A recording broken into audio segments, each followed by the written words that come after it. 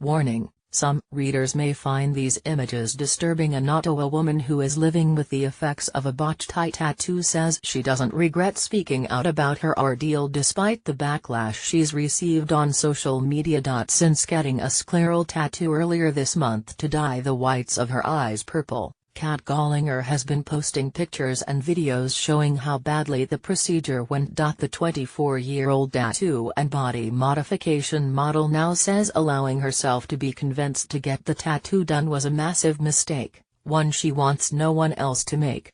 "I want to warn others not to do this. And if they absolutely insist on it, I want them to do their research. But my recommendation is just don't do it," she told KTVnews.ca from Ottawa Friday. In a scleral tattoo, a small amount of ink is injected into the membrane around the eye, called the conjunctiva, to stain the whites of the eyes. But Gollinger says the tattoo artist who did her procedure didn't know what he was doing, used too much ink, and the wrong-sized needle.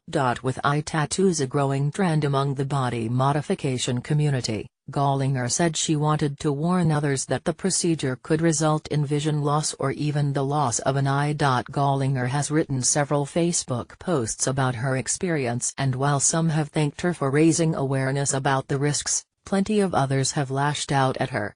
"I've had people tell me I deserve to die, that I deserve to be blind. Some have told me they hope I never reproduce," she said. "People have been very harsh. There are a lot of keyboard warriors out there." While at first the backlash hurt, Gollinger has now decided to rise above it. "Most of the backlash is from people who don't understand why I chose to go public with this. And they are people who don't accept difference. To me, I just think that's a very sad way to live your life," she said. Gollinger takes responsibility for making the wrong choice, but the tattoo artist needs to share the blame too, she says. "I have openly admitted it was a mistake to give in to the pressure to get it done. But it's not my mistake that it went this badly.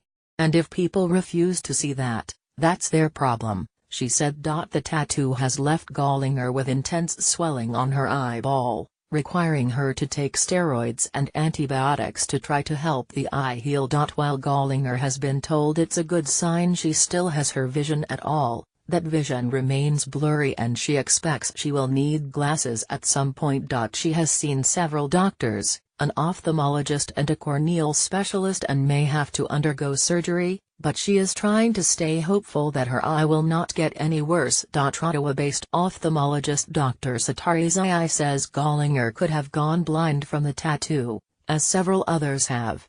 "She got lucky. It could have been a lot worse," Dr. Zai said.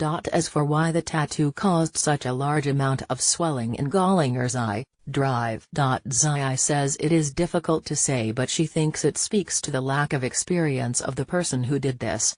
With so few published papers about others who've had this procedure, it's also difficult to speculate on Gollinger's prognosis and how her eye might look after it has fully healed.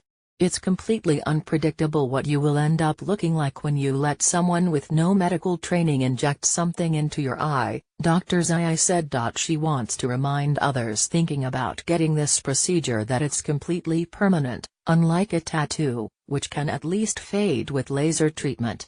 "This is a 10-minute procedure that you will never be able to change your mind about," she said. "There's no way to take this away. There are no procedures to remove it. She will have a purple right eye for the rest of her life." As for Gollinger, she's received many messages of support from all around the world, including from some who have told her they were once considering eye tattoos but have decided not to risk it after seeing her experience.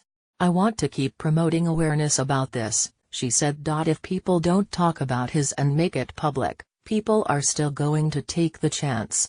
And I would hate to see others lose their vision or lose an eye or go through the process I'm going through."